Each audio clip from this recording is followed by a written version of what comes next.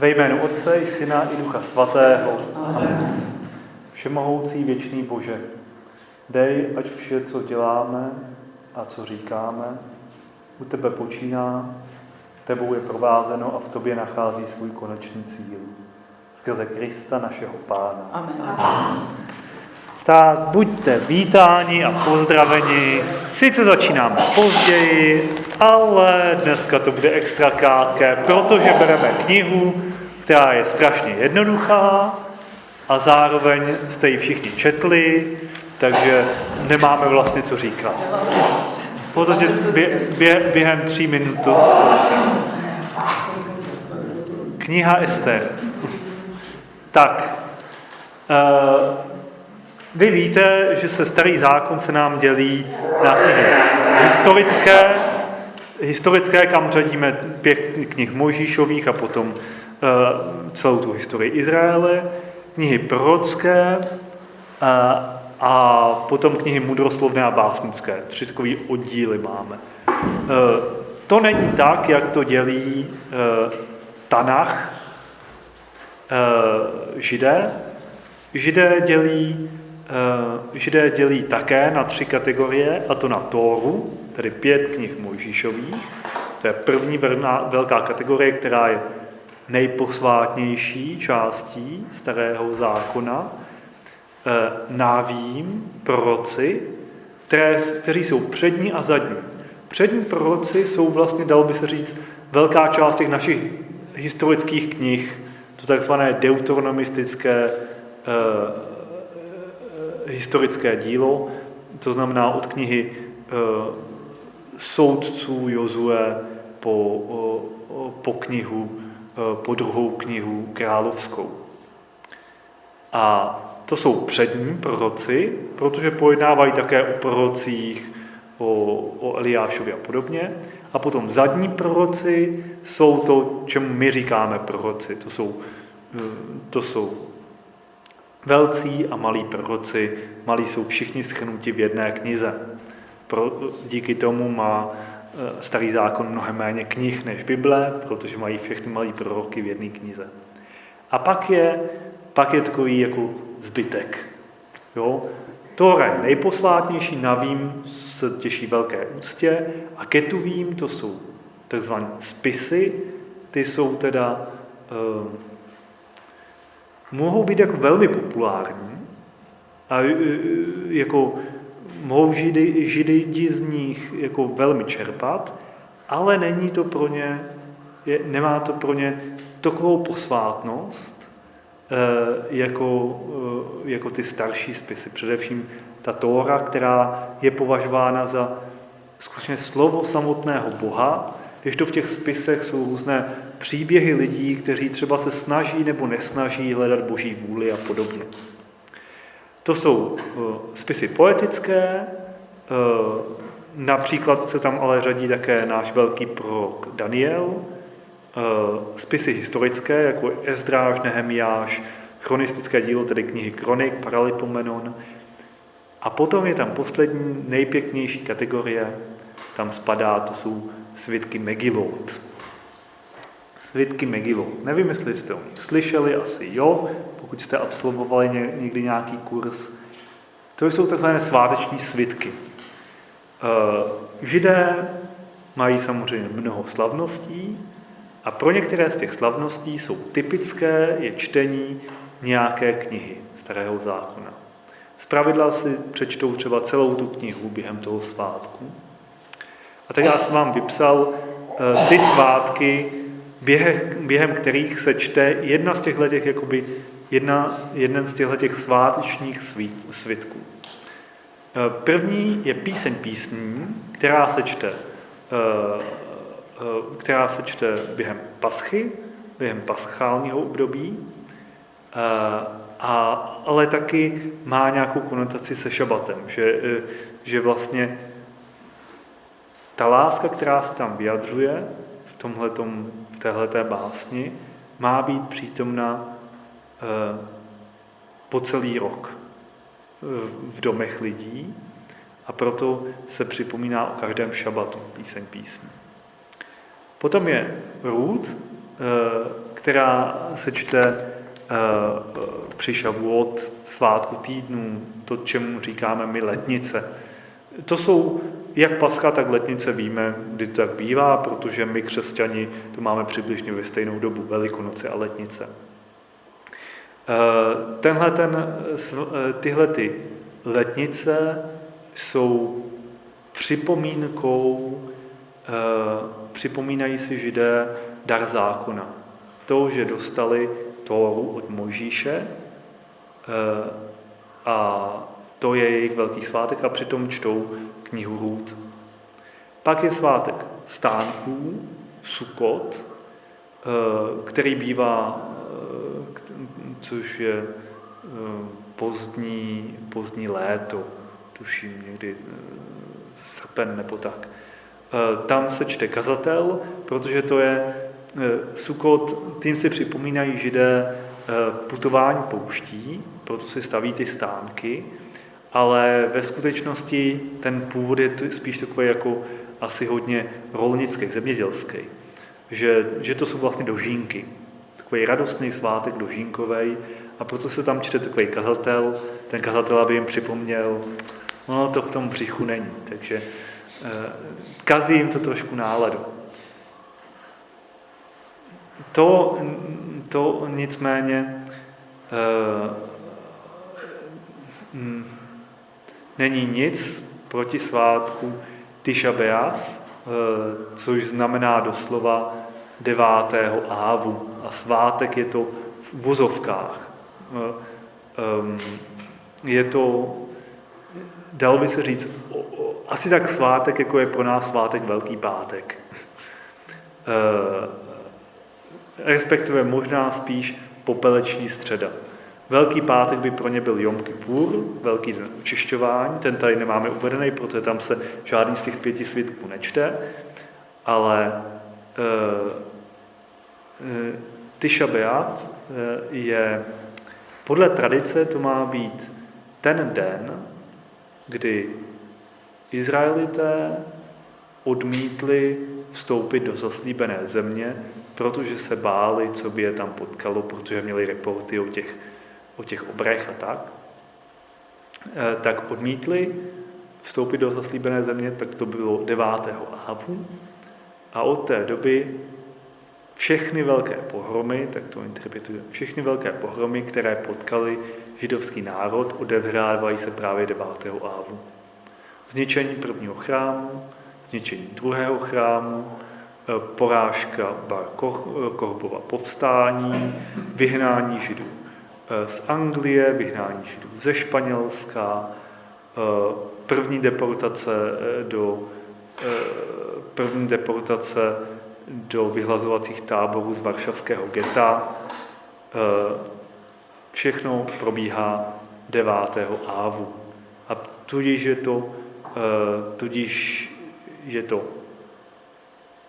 den, kdy si zvláštním způsobem připomínají Židé souvislost mezi tím špatným, co je potkalo, a jejich vlastními hříchy, jejich odklonem od Hospodina. A poslední, už mnohem radostnější, je svátek Purím, kterým si naopak Židé připomínají, že že jsou osvobozováni z mnohých těch svých z mnohých katastrof, které na sebe přivodili často třeba sami. A při tomto svátku čtou velmi neoriginálně knihu Ester, která vypovídá o tom, jakým způsobem tento svátek byl ustanoven a co tímto svátkem vlastně slavíme. Takže to je 5 svátků. První z těchto 3 svátků, Pesach, Šavuot a Sukot, jsou takzvané poutní svátky, které jsou přikázané v samotné Tóře. To měli Židé vždycky přicházet do Jeruzaléma na to. Pláč a Ester jsou historické svátky, které si připomínají nějaké události v historii Izraele pozdější, takže ty nejsou tak významné zase z hlediska teologického, to nicméně neznamená, že by byly nevýznamné z hlediska slavení. Z hlediska slavení patří k nejvýraznějším svátkům židovským Chanuka, Pascha samozřejmě a potom ten Purim konečně. Ten jako je velmi, to je tam, kde jsou teda ty židovské komunity, žijí nějak soudržně, tak ten Purim má hodně charakter takového jako masopustu. Řekněme, jako, že to jsou jako různé převleky, masky, nevázané hry, hodně pití. To jsem se dočetl na Wikipedii, když jsem si obnovoval znalosti o Purimu, že jedna z tradic Purimu je pití alkoholu. Tak to my máme tradice v křesťanství ve všech svátcích.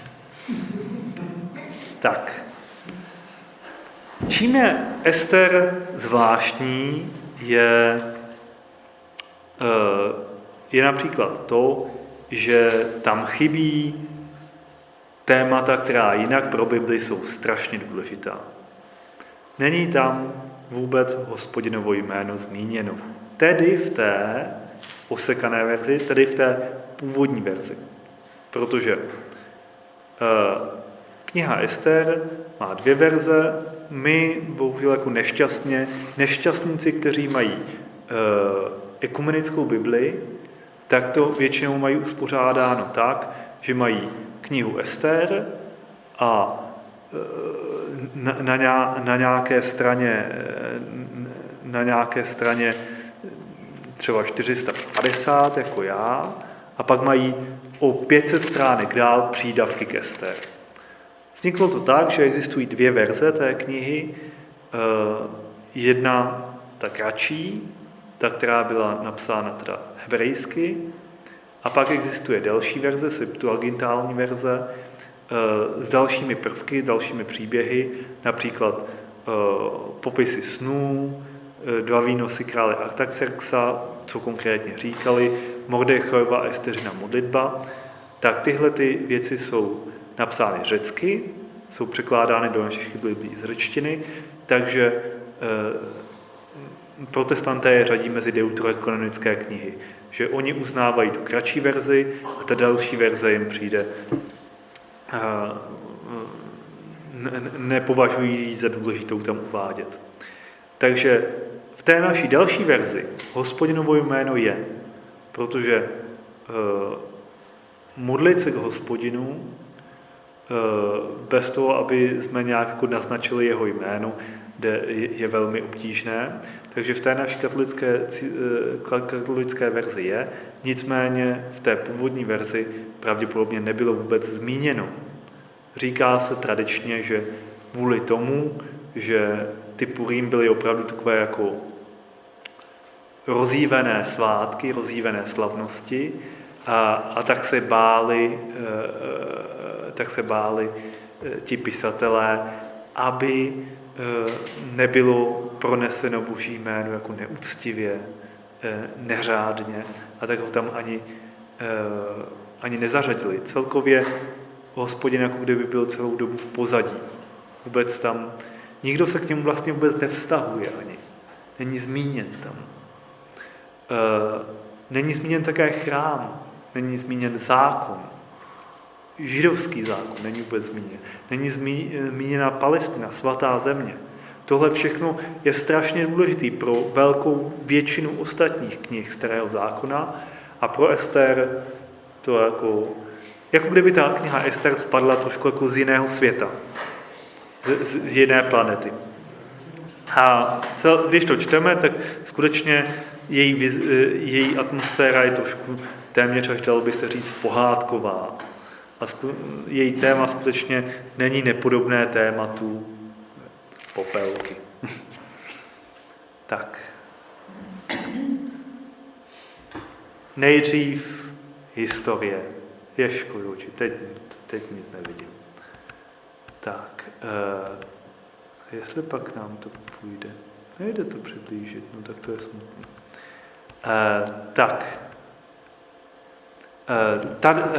Perská říše. Perská říše, já jsem se už vyznával z mé lásky k Perské říši, takže tu nemusím opakovat.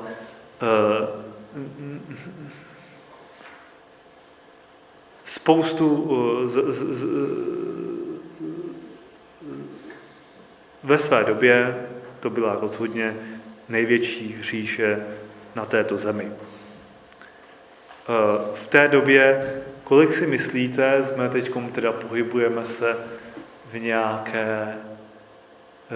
nějaké polovičce 5. století před Kristem, tedy 2,5 tisíce let zpátky. Kolik byste tak řekli, že 2,5 tisíce let zpátky mohla být světová populace? Kolik tak mohlo žít lidí na této zemi? Naprosto těžko si to člověk představuje, že jo? 2,5 milionu.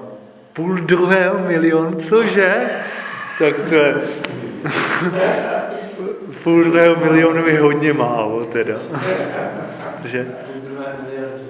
2,5 miliardy je strašně moc. Já nevím, kdy jsme zvládli dosáhnout 1 miliardy, ale možná to bude třeba 17. 18. století, možná 19. století jsme dosáhli miliardy. No tak v průměru někde mezi tím bude zpráva, historici samozřejmě taky netuší, ale odhadujou, že možná teda takových, řekněme, 130 milionů. 130 milionů lidí, co to je, že jo? To je jako, já nevím, kolik má Německo? 80? 80.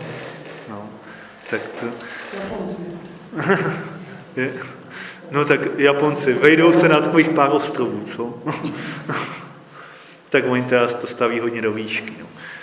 To tehdy ne. Takže 150 milionů lidí a dost možná v době největší slávy jako nějakých 40% lidí, u nějakého historika jsem našel 44% lidí na celém světě, kteří žili v té době, bylo poddanými perského krále. Jo? To je vládnout 44% populace světa není vůbec jako dobré pro ego člověka. To s člověkem dokáže zamávat. A tak to dokáže zamávat, jak jinak, i s králem, který je jmenován v knize Ester jako Achašveroš. Historie ho zná pod jménem Xerxes I. Jeho dědeček byl ten slavný Kýros, který dobil Babylon, jak jsme si říkali, který osvobodil Židy z jejich zajetí, dal jim možnost vrátit se do Judska a dokonce zacáloval nějaké obnovy města. A jeho vnuk Xerxes pokračoval ve snu jeho otce Dáreja dobít konečně ty vzpurné a odporné řeky s jejich vzpurnou a odpornou demokracií. Darius byl poražen v maratonu a Xerxes podnikl teda velkou výpravu, 3 až 4 roky to téměř trvalo.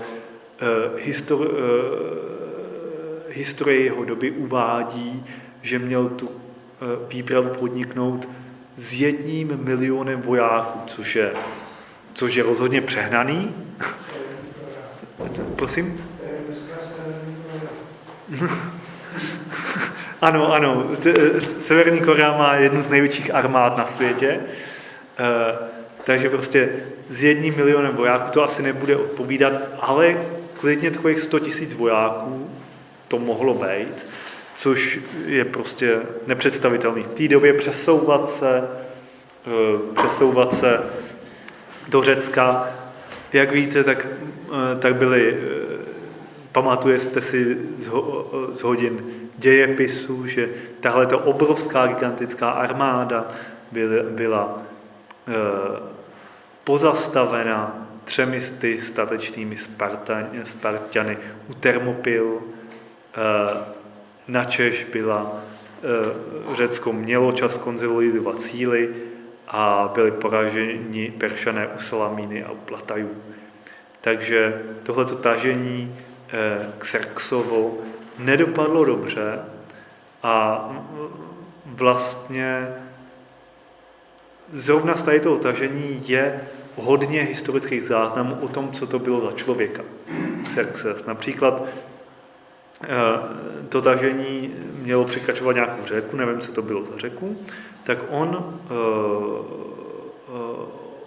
on potřeboval překročit tu řeku, tak vyslal dopředu inženýry, který měli postavit most.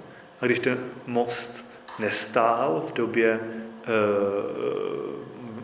kdy tam došli z vojáky, tak je nechal veřejně zbičovat, samozřejmě za to, že nesplnili jeho úkol, což by nebylo zase tak zvláštní. Kdyby posléze, když dorazil k moři, nepodrobil úplně stejnému trestu také oceán za to, že se bouřil, když měli vyrazit a dlouhodobě byly bouřky, tak Xerxes byl tak naštvaný, že oceán se mu nepodvolil a tak nechal oceán zbičovat.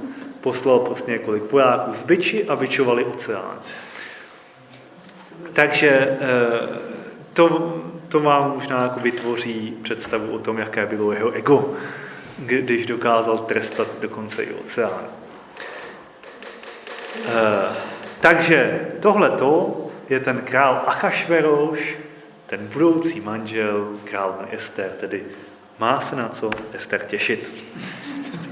Dřív než byla královna Ester královnou, tak byla královnou Vašty, jak znáte z příběhu. A ta byla královnou až do doby, kdy se na jednom summitu, který trval půl roku, se rokovalo o tom, jak teda podnikneme tu invazi do toho Řecka, která byla později neúspěšná. Možná byla neúspěšná i kvůli tomu, že se tam hodně jedlo a pilo na tom summitu a byl uskutečněn taková jako a teď jsme to vymysleli, jak ty řeky dobijeme a teď to jdeme oslavit, že jsme je vlastně dobili, protože už jako kdyby byli dobití. Tak byla na závěr 7denní obrovská hostina. Dokážete si představit, že když Xerxes pořádal hostinu, že to stálo za to. A když už byli řádně podnapilí, tak zavolal Vašty, aby se s ní pochlubil, jakou má krásnou ženu. A Vašty odmítla. Exegeté se neshodnou na to, jako spekulují o tom, proč možná ta královna Vašty mohla odmítnout. Jedna je takový ten jako že jako neměla úplně z toho dobrý pocit, aby šla jako předvádět před partu opilých chlapů, který když se chce její manžel s ní chlubit, jak pěkně vypadá, to je taková základní interpretace. Existují indikace v textu, které mluví o tom, že dost možná Vašty byla v té době těhotná a tak se vůbec nechtěla ukazovat na veřejnosti v tomto požehnaném stavu. A existují stejně tak indikace k textu, které napovídají, že Vašty se měla ukázat ve své královské koruně a odmítla to kvůli tomu, že ten požadavek zněl, aby přišla pouze v královské koruně, aby byla celá nahá, pouze přišla v koruně a to si řekla ne, tak to v žádném případě do toho nepůjdu a řekla ne.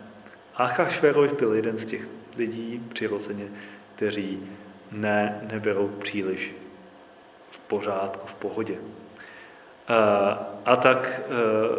Ale nicméně on by to dokázal překousnout, ale ostatní chlapi ze dvora za ním přichází a říkají mu, co? Ty musíš potrestat, protože... A to vám nevadí, že ta Vašty není doložená vůbec? Že není historicky doložená. Ne, o historičnosti knihy Ester se ještě budeme bavit.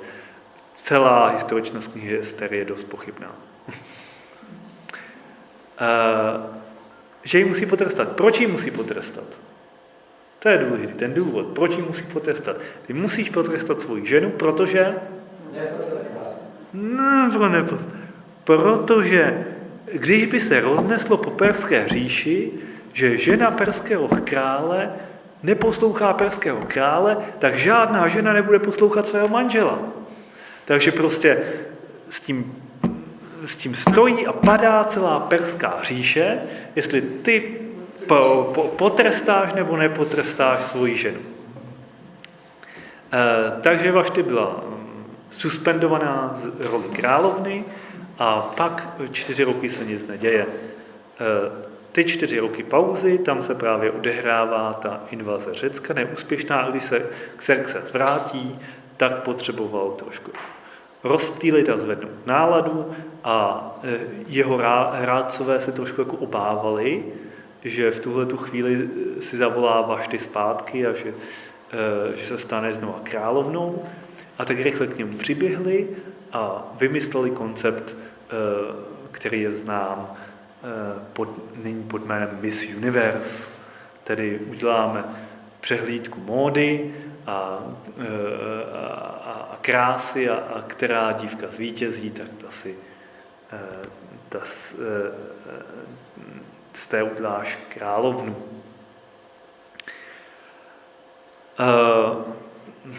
Nepřekvapivě tuhletu soutěž vyhrává Ester,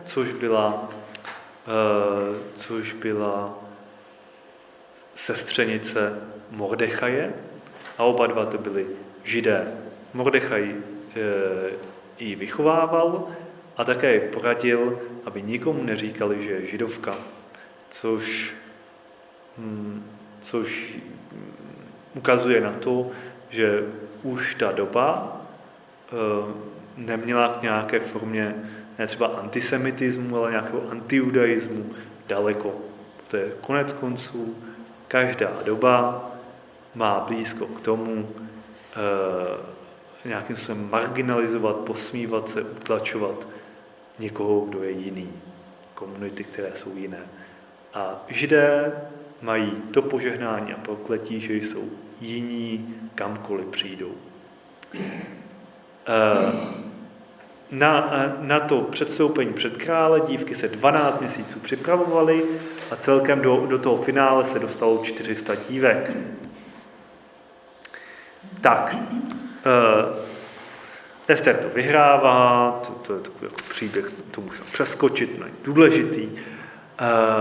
A objevuje se problém Haman. Haman byl člověk, který v podstatě to byl šéf Perzie. To byl člověk, který ve skutečnosti měl všechnu moc, protože víte, že ty králové, když jim na něčem záleží, tak si to prosadí. Ale problém králů je, že většinou jim na mnoha věcech nezáleží a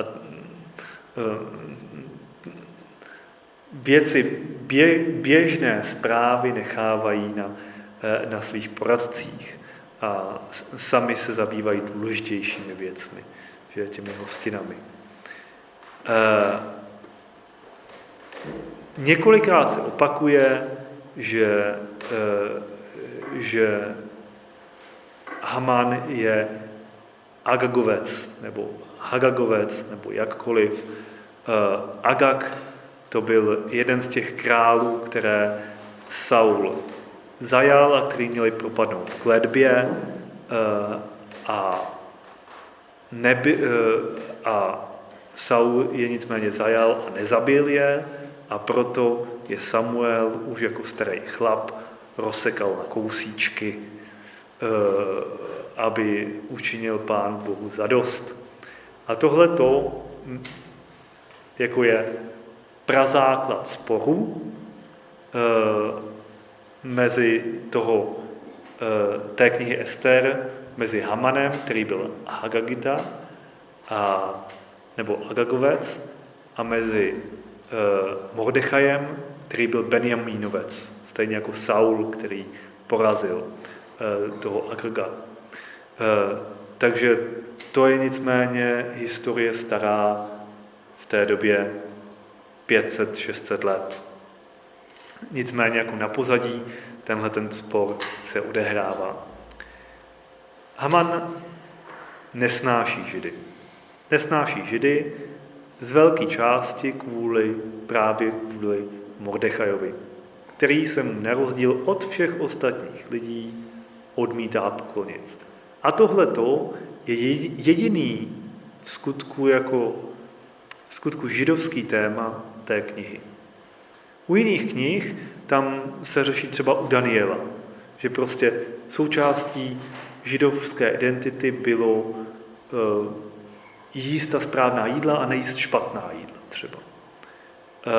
Nebo dodržování soboty bylo důležité pro Makabejce. Ale tyhle ty věci pro Estera, pro Mordechaje, vůbec se o nich nezmiňuje a dost možná pro ně ani tak nebyly důležitý. Jediná skutečně židovský téma je, že pouze Hospodinu se člověk má klanět a žádnému člověku.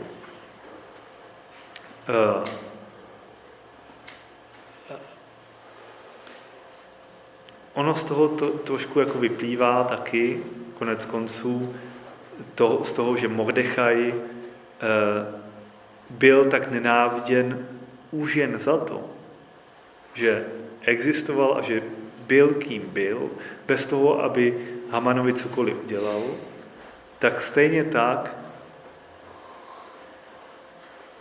existuje nějaká jako přirozená nenávist lidí tohoto světa vůči, když to tak řeknu, dětem božím, dětem světla. Už jenom tím, že spravedlivý člověk existuje, že dýchá, že žije, tak je výčitkou člověku nespravedlivému.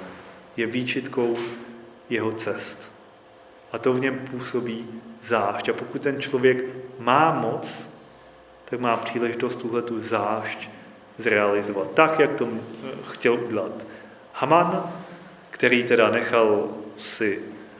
nechal losovat a podle toho se jmenuje svátek Purim, podle losu, kdy má nechat vyhladit Židy. A když to padlo na ten konkrétní den, tak začal teda pletichařit, jde za Achašvéroušem, za Xerxem a začne mluvit o Židech. Začne mluvit o Židech podobným způsobem, jak se o Židech mluví do dnešní doby, že jsou to divní lidé, že mají divné zvyky, že neuznávají světské autority, že jsou problémem právě tím, že jsou jiní pro tento svět a měli by se s nima vypořádat. Tak vymyslel v historii první verzi konečného řešení, protože téměř nikde jinde Židé v té době nežili, než na území Perzie. V Perzii bylo 99% populace Židů, takže kdyby byli vyhlazeni oni, tak by byl vyhlazen židovský národ kompletně. Nicméně už v té době mělo být těch Židů docela dost, že jich možná bylo třeba 8 milionů, což je opravdu hodně. Tehdy a potom i v době římské byli Židé velmi početný národ, nezanedbatelná část těchto velkých říší.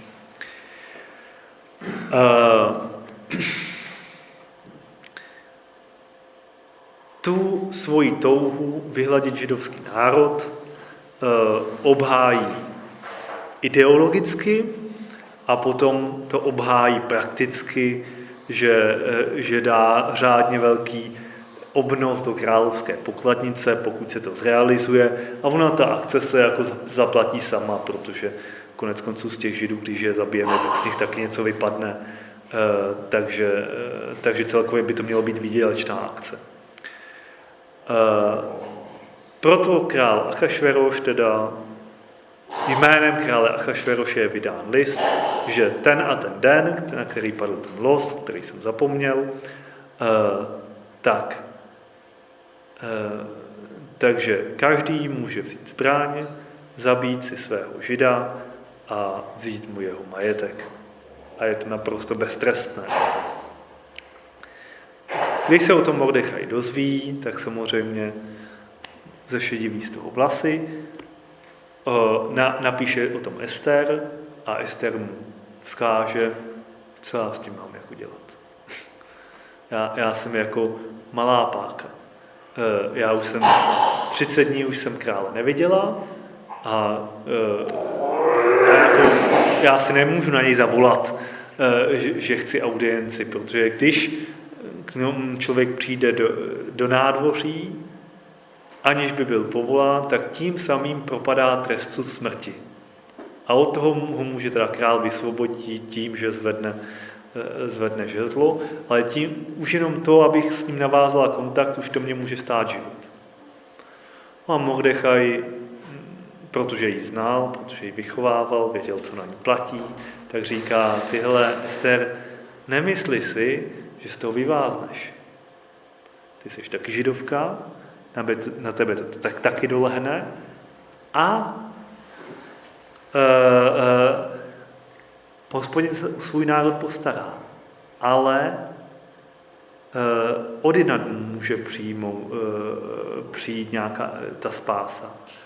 Ale ty a tvoje rodina na to dojedete, pokud ty se nestaneš v tomhletom ohledu nástrojem Hospodinovým. Protože dost možná tě Hospodin ustanovil, dal do této pozice právě pro tento okamžik. Právě pro tento okamžik se narodila tak krásná, jak seš. Právě pro tento okamžik se naskytla tahle vzácná shoda okolností, tahle vzácná příležitost. Právě tohleto měl Bůh na mysli, aby tímhletím způsobem tě mohl použít, až bude jeho národ v ohrožení. Bůh si najde jiný způsob. Ale ty, když propásneš svůj okamžik, ty, když propásneš to, k čemu jsi byla povolána, by jsme řekli, tak ty za to zaplatíš. Tobě bude ouvej. Hospodinu ne, Hospodin si vystačí sám. Izraelský národ taky zvládne možná nějak zachránit. Ale pokud nenásleduješ svoje povolání, tak první, kdo za to zaplatí, seš ty. V překladu do dnešního jazyka. A na tomu Ester odpovídá, jdi, shromáždi všechny Židy, kteří jsou v Šušanu, a postěte se za mne. Nejeste a nepijte 3 dny, v noci ani ve dne. Také já a mé dívky se budeme takto postit. Potom půjdu ke králi, třeba, že to není podle zákona. Mám-li zahynout, zahynu. To jsou dva nejdůležitější momenty knihy Ester. Mordechaj, který říká, dost možná právě pro ten okamžik seš tam, kde seš. A všechno se to v tvém životě zbíhá v tohleto jedno rozhodnutí. A druhý, Esteřino rozhodnutí, mám-li zahynout, zahynu. Tedy uvědomuji si, že jsem součást nějakého většího příběhu, který je důležitější než já. Tohleto uvědomění by mělo být přítomné v každém křesťanovi. Každý z nás by si měl uvědomovat, že v první řadě součástí příběhu mnohem většího, než je on sám. Tato kniha je extrémně populární mezi Židy. V současné době a v dobách předchozích už od rabinátu, už od doby Ježíše Krista dál, ta kniha Ester patří do jako top 10 knih židovského kánonu, mezi nejoblíbenější knihy. Oproti tomu Luther například ji považuje za jednu prostě jako z nejhorších knih Starého zákona, kdyby mohl, tak by ji vyhodil ze Starého zákona. Vůbec se mu nelíbila, protože tam nejsou žádné z jeho oblíbených témat, tam není přítomno. A navíc je tam ten půst, že jo. To se mu vůbec nelíbilo. Představa postu, že by to mělo být něco...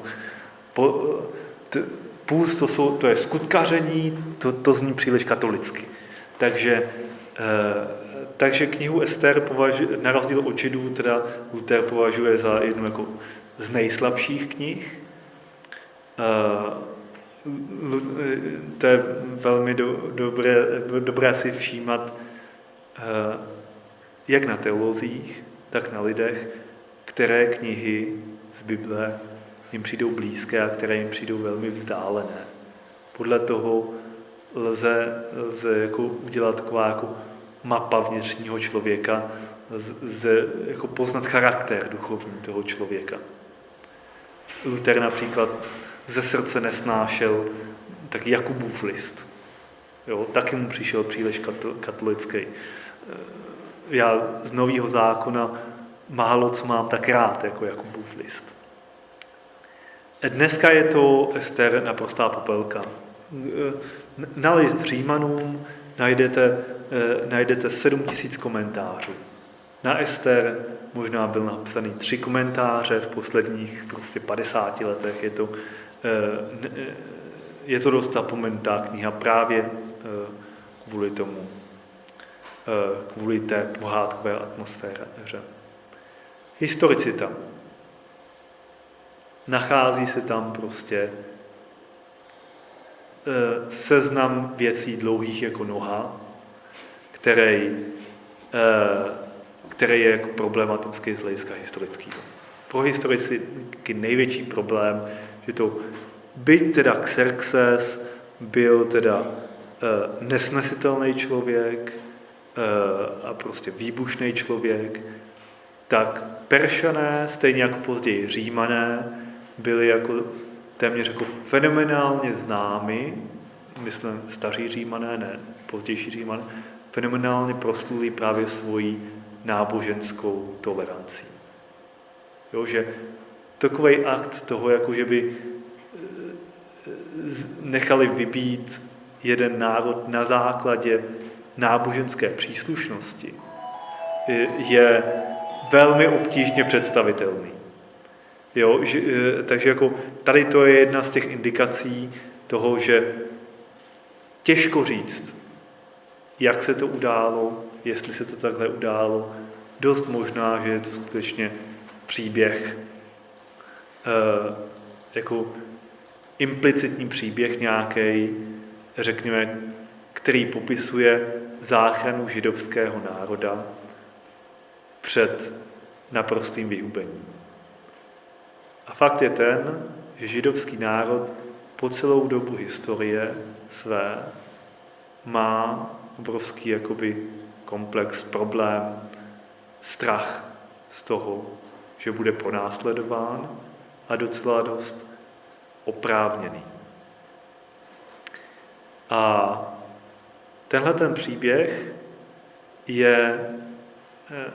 se dá vnímat, když by někdo měl právě jako problém s tím, jako že to je ahistorické nebo tak se dá vnímat jako právě metapříběh. Je to něco podobného, jako vy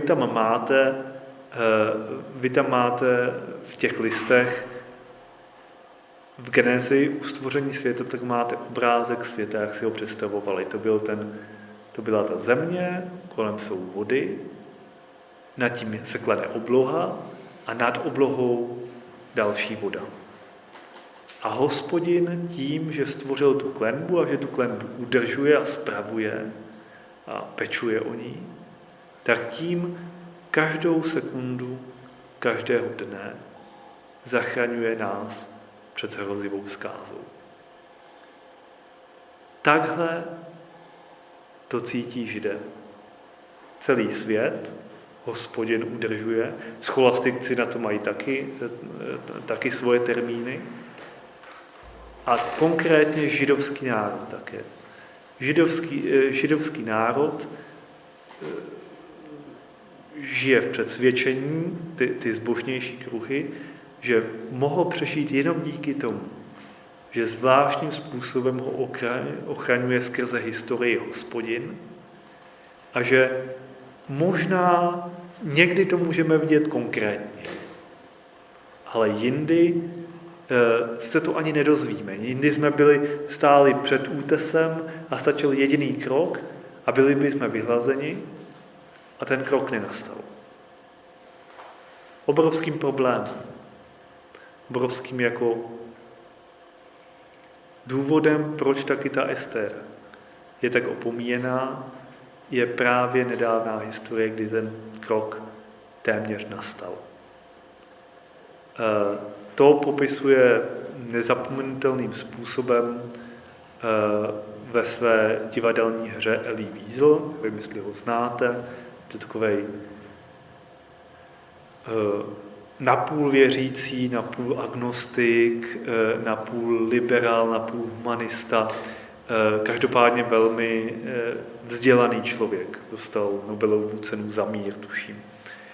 A napsal knihu Šamhorodský proces. Jestli jste neviděli, tak to je velmi zajímavé podívání se. Myslím, že v Brně to ještě hrajou. A to je divadelní hra, která se odehrává v polovičce 17. století na Ukrajině po pogromu, který se udál na Židech, kdy byly prostě velká část vesnice byla vyhlazena. A další rok tam přichází purimští herci do krčmy, kterou vede teda krčmář židovský a chtějí zahrát purimšpíl. Tedy jako přesně ty zdobené masky, ta radostnost, že teď sehrajeme nějakou, uspořádáme nějakou, teda taškařici, nějakou komedii sehrajeme a přijdou se nám na to podívat lidi. A ten hospodský, protože tam dřív byla komunita židovská, teď tam téměř žádná není, tak je prakticky donutí, aby sehráli v rámci toho purimšpílu a on bude jediný divák hru, kde budou soudit Boha. Kde budou soudit Boha za to, co dopustil na Židech. Za to, že dopustil ten pogrom. A oni mají problém s tím, že jako nějak by zvládli obsadit nějaké role svědků a tak, ale nedokázali obsadit jako roli soudce pro Boha, načež přichází teda tajemný pocestný, který je ďábel a který teda jim vytrhne ten z paty s tím, že on teda to sehraje a že bude soudit. A je to teda velmi tíživá hra, ale vyjadřuje přesně ten sentiment po druhé světové válce. Dobrá, my tady máme tu knihu Ester, kdy jen tak Hospodin odvrátil zkázu od celého národa a slavíme to ve svátek Purim. A na druhý den tady máme tu téměř zkázu národa, kterou teda Bůh sledoval a nic neudělal. To je problematika, to je to napětí, který se řeší v této hře Šamhorodský proces, která stojí rozhodně za zhlédnutí, ale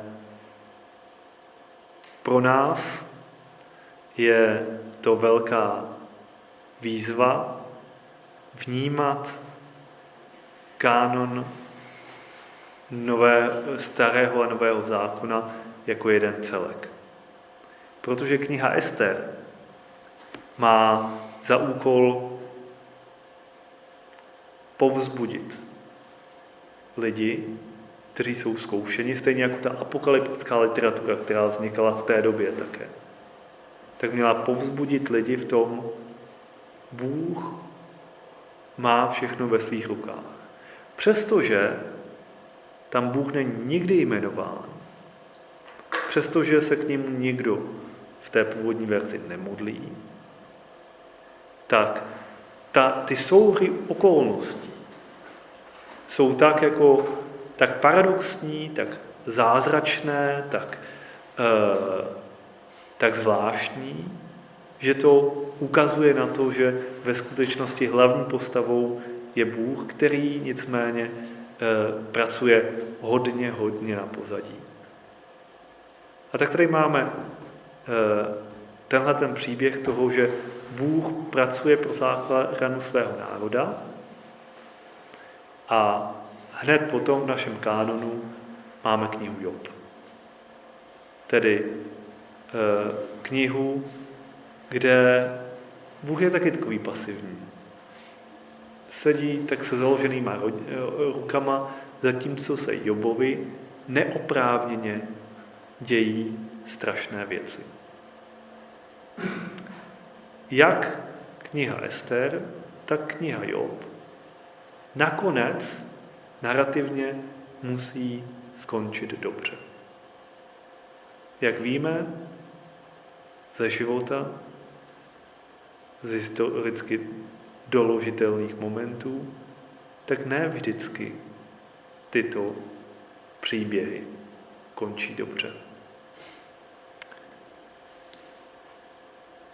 Na to odpovídá právě Nový zákon a mně se strašně moc líbí, že zrovna teď prožíváme dobu velikonoční. Protože odpovědí samozřejmě na to, protože odpovědí na všechno je Ježíš Kristus. Ať je otázka jakákoliv. A zrovna tohleto mi přijde zajímavý si uvědomit. Já často o tom přemýšlím. Každý Velikonoce o tom přemýšlím nově. Čím to je? Jak to, že když ten Kristus je vzkříšen, tak čím to je, že ho ty učedníci nepoznávají. Pokaždý, když ho potkají nově, když ho v každé zprávě, tak ho nejdřív nepoznají. Buď ho vidí z dálky třeba jenom, anebo i když ho vidí nablízko, jako Emauští učedníci. Znali ho velmi dobře. A vidí ho a nepoznají ho. A to je detail, který jako nebej to pravda, tak by to nikdo nenapsal. Jo, protože to strašně poškozuje věrohodnost evangelia. Bychom si mohli říct, tak kdo ví, kdo to byl nějaký člověk, který byl podobnej a proto ho nepoznali. A zrovna tohle to si myslím, že hodně to odpovídá na problém, na perplexitu knihy Ester a holokaustu, perplexitu knihy Job. Právě tenhle ten moment. Protože učedníci viděli smrt Ježíše Krista, viděli nesmyslnost toho, co se stalo, nespravedlnost toho, co se stalo.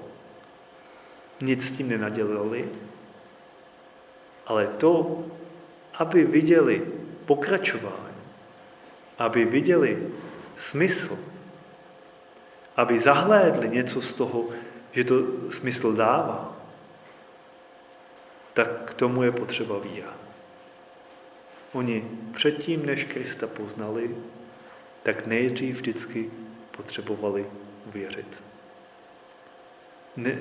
Nejdřív potřebovalo se změnit něco v nich, aby to viděli navenek. stejně tak pro toho Elího Wiesela tohle to bylo strašný dilema, protože si říkal, on celý život potácel, umřel loni asi, celý život se potácel mezi vírou a nevěrou, právě z důvodu holokaustu taky. A říkal si, jestli Bůh existuje, co je to za Boha? Jestli Bůh neexistuje, tak jaký to tady má smysl? Obě dvě verze mu přišly strašlivé, zrcující. A odpověď Ježíše Krista má to smysl, který nelze zahlédnout jinak, než ve víře.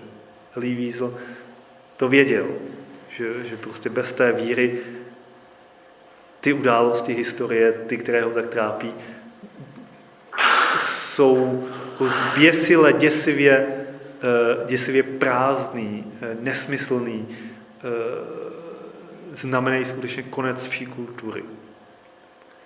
Ale ve světle Ježíše Krista, ve světle víry i věci, které se jeví naprosto nesmyslně, můžeme za nima vytušit něco, co je víc. Ale k tomu, aby jsme to viděli, k tomu, aby jsme to zahlédli, je víra předpokladem. Nikoliv to, že tyto situace víru plodí. Nerad bych vás tady držel až do rána a tak vám dám požehnání.